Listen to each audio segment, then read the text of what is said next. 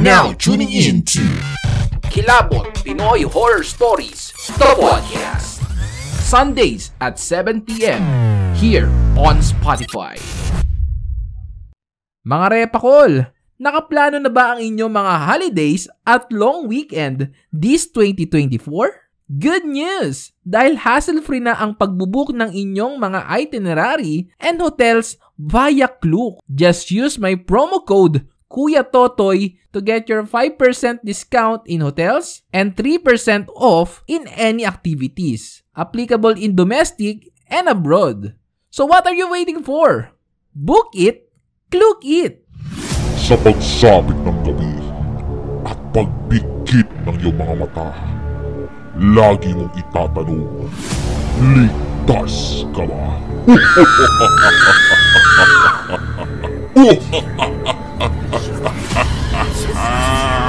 Kilabot, the Pinoy Horror Stories. Magandang araw po sa inyo, Kuya Totoy. Itago nyo na lang po ako sa pangalang Kent. I love watching murder case movies, lalo na yung mga may paksang psychopathic killer. But I never expected nor dreamed na mangyayari ito in real life. And my little sister proved me wrong. Akala ng iba that we have a happy family, but we all know that's a lie.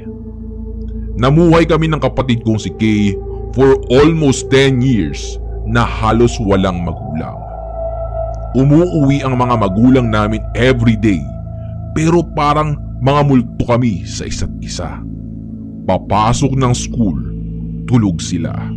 Uuwi kami ng school, nasa work sila. Matutulog kami, doon lang sila darating. Si Kay, she's a beautiful girl. We love her smile that cost a gold. She barely talks and smile. Halos mata niya lang at kamay ang kumakausap sa amin. But when she reached 4 years old, nakahinga kami ng maluwag dahil naging vocal na siya sa amin. Well, not literally. I thought that everything was fine after that. But I am wrong. As soon as she aged, I can see hatred building up in her eyes towards me. Hindi ko yun pinansin dahil I thought that's natural. 1 year lang ang gap namin, so maybe that's why. Since kindergarten hanggang grade 6, siya ang first honor. Nakakatuwa at nakaka-proud. Akala ko ginagawa niya yon dahil she loves to study. Kay loves to study. Hindi siya nalabas ng bahay. Hindi siya naglalaro ng mga manika nor lutu-lutuan kasama ang ibang mga bata. She rather choose reading those thick books about law and medicine. I found her weird dahil at early age, she shouldn't study those topics. She should enjoy her life as a child. Soon, I found out na ginagawa niya yun so our parents could be proud of her. Sabi niya, ang sarap daw sa feeling na ikumpara ako sa kanya. Sabi niya, ang sarap sa feeling kapag namamaliit niya ako. I admit na hindi ako gaanong matalino. And she took that as an advantage para ipahiya ako at ipahiya kila mama. Because of that, lumayo ang loob ko kay Kay. Lagi kami nag-aaway at minsan napagbubuhatan ko siya ng kamay. But what's funny is, tatawa lang siya na parang ewan. Then one day, she found out na ang pagiging matalino ay nonsense dahil nasa akin pa rin daw ang atensyon nila mama. Hindi daw kailangan nila mama ng matalinong anak. All they need ay mabait at masunurin. That day, nagbago siya. Noong nag-high school siya, nawala na siya ng mga honor. Naiinggit sila mama sa ibang kakilala nila dahil mga honor students daw yung mga anak nila. Alam kong natatamaan si Kay kaya sinasagot niya si Mama. Ngayon kayo naghahanap ng medal? Nung nag-aaral ako ng maigi, hindi man lang ako nakatanggap ng kahit anong papuri sa inyo. Hindi nyo kailangan yan, di ba? Papanindigan ko yan. Grabe, halos every year, naririnig ko na sinasabi yan ni Mama. May mali naman talaga sila, Mama. Hindi nila na-appreciate ang kapatid kong si Kay. After a year, parang hindi na namin kilala si Kay. She hates being reprimanded. Nagwawala siya kapag pinapagalitan. One time nga, nung napagbuhatan ng kamay si Kay ni Papa, halos mapatay ni Kay ang sarili niya kakaumpog niya ng ulo sa simento. To be honest, laging napapalo si Kay na feel ko immune na siya kapag nasasaktan siya emotionally and physically. Hindi na nga siya marunong umiyak. Hindi ko siya nakikitaan ng lungkot o awa sa kanyang sarili. One time, nakasagutan ni Kay yung teacher niya. Nagkikwento yung teacher kung anong nangyari.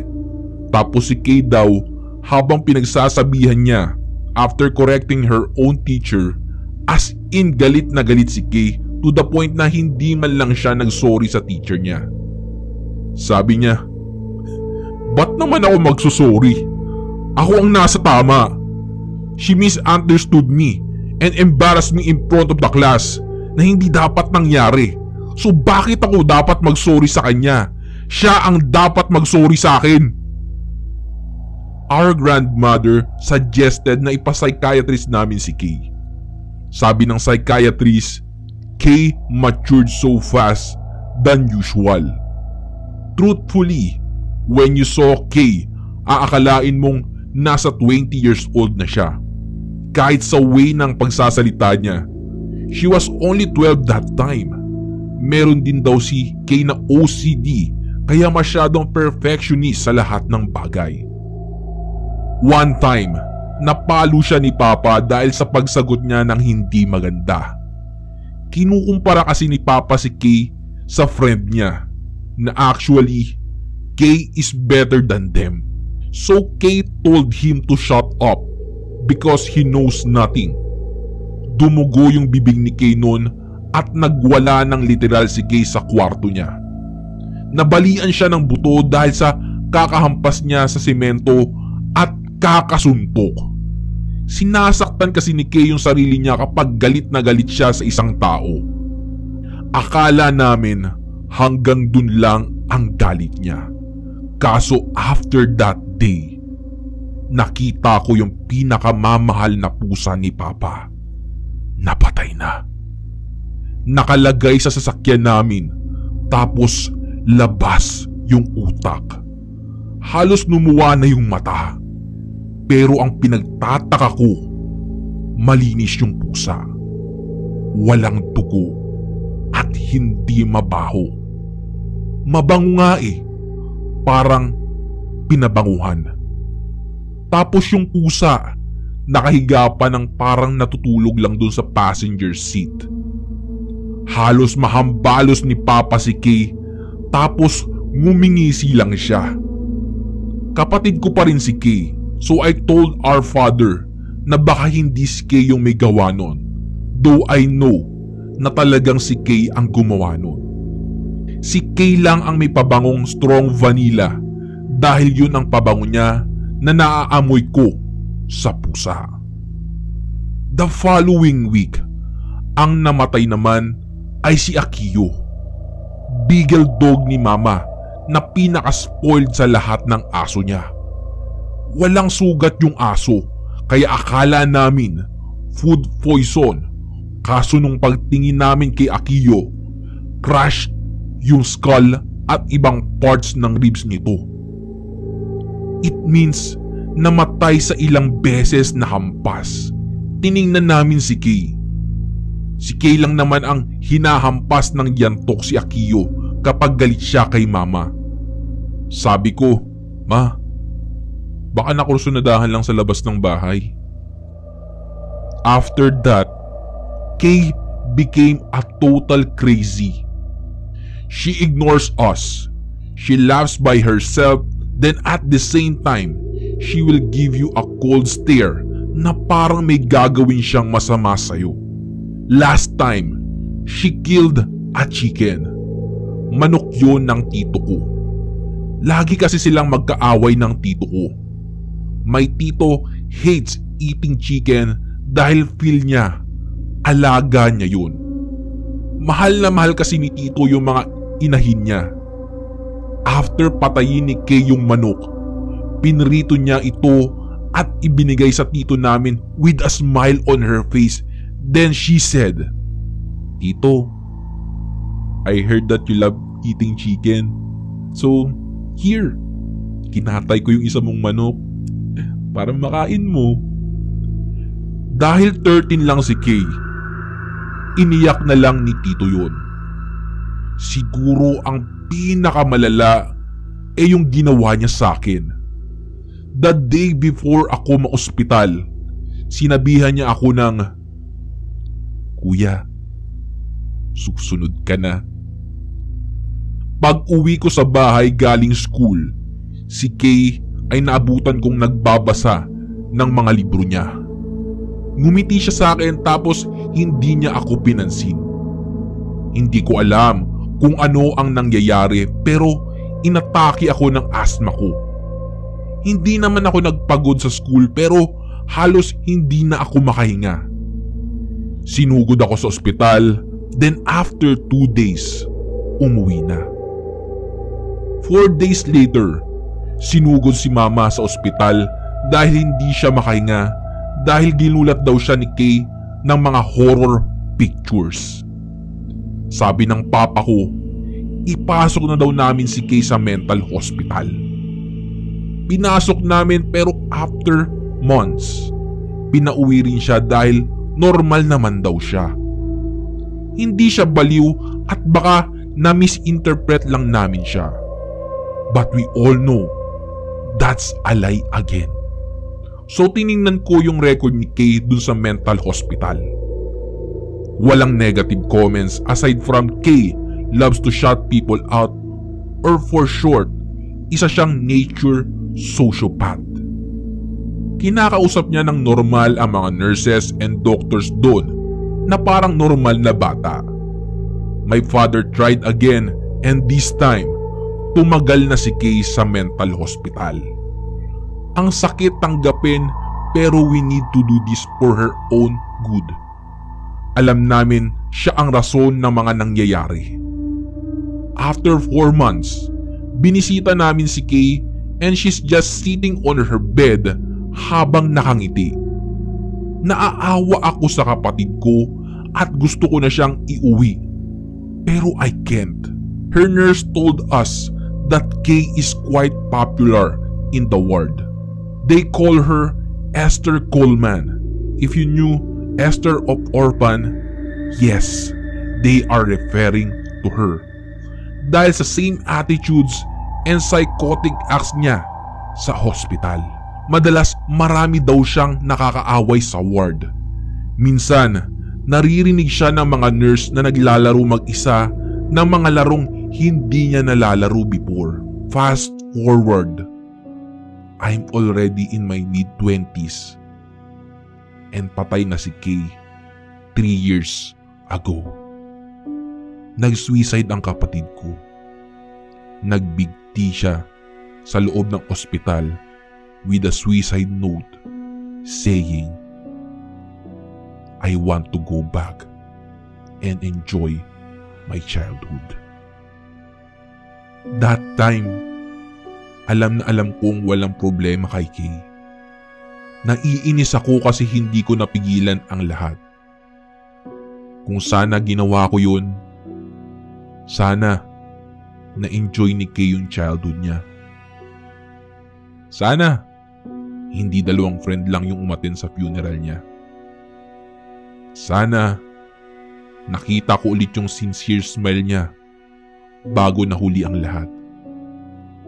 At sana hindi nangyari ito lahat. My little sister is not a psychopath. Doktor, pati sina mama at papa lang ang nag-label sa kanya nun. She's still my little sister who can ease the pain of reality. Alam kong sumuko lang din siya at napagod. Hanggang dito na lang po ang kwento ko, Kuya Totoy. Maraming salamat po. Kilabot Pinoy Horror Stories. So bago matapos ang ating episode mga Repakol, gusto ko lang po munang bigyan ng shoutout yung mga top listeners of the week natin. Nandyan si Bassett the Two Mom Jr. at yung company na pinapasukan niya, yung Set Dog Training School.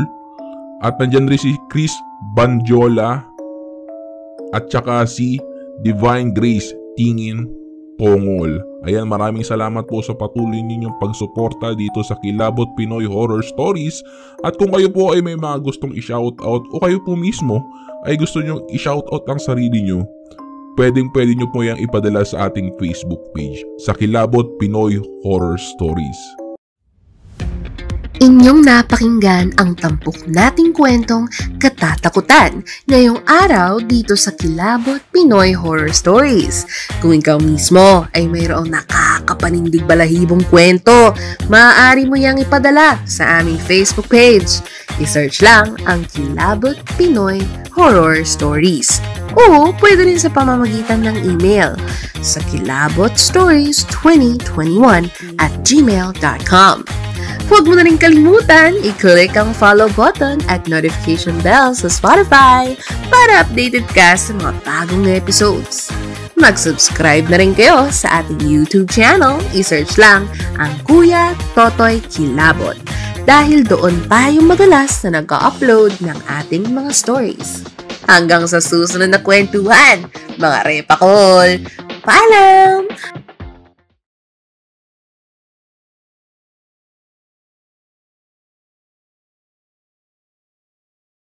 Mga Repakol, si Kuya Totoy nga pala to, ang tagapagsalaysay dito sa Kilabot Pinoy Horror Stories. May mga kwento ba kayong nakakapanindig balahibo na nais nyong ibahagi dito sa ating show? Mag-join na sa ating Facebook group. Pumunta lang sa description section ng episode na ito at pindutin ang link para maka-join. Tuloy-tuloy lang ang mga nakakapanindig balahibong kwento mula Spotify hanggang Facebook group.